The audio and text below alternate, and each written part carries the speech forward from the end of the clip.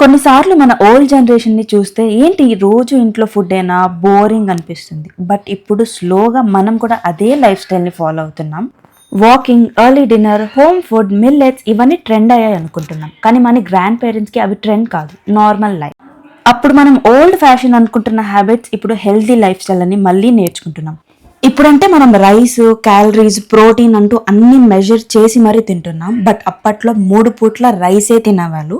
ఏ work వచ్చినా ఎంత కష్టమైనా వాళ్ళే చేసి అంత ఫిట్ అండ్ హెల్దీగా ఉండేవాళ్ళు. అప్పట్లో మన గ్రాండ్ పేరెంట్స్నే చూస్తే ఒక 80-90 ఇయర్స్ ఈజీగా బతికేవాళ్ళు. బట్ ఈ కాలంలో 50 ఇయర్స్ ఉంటేనే గ్రేట్ అంటున్నారు. అప్పట్లో ఎంత దూరం అన్నా బై వాక్ వెళ్ళేవాళ్ళు. ఇప్పుడు మనం ఈ జనరేషన్లో పక్క రోడ్డుకి వెళ్ళాలన్నా బైక్ ఆర్ స్కూటీలో వెళ్తున్నాం ఆర్ ర్యాపిడో బుక్ చేసుకుంటున్నాం. మేబీ కొన్ని విషయాల్లో వాళ్ళు ముందే కరెక్ట్గా ఆలోచించారేమో. ఓల్డ్ జనరేషన్లో ఒక హ్యాబిట్ మన లైఫ్ స్టైల్లో మనం మళ్ళీ ఇంప్లిమెంట్ చేయాలంటే మీరు ఏది చూస్ చేసుకుంటారో నాకు కమెంట్స్లో చెప్పండి. మన ఓల్డ్ జనరేషన్ వాళ్ళ దగ్గర నుంచి మనం నేర్చుకోవాల్సిన విషయాలు ఇంకా చాలా ఉన్నాయి అన్నట్టు. ఇది day 4 until I reach 58 kgs. మళ్ళీ డే 5 వీడియోలో కలుద్దాం. Bye bye.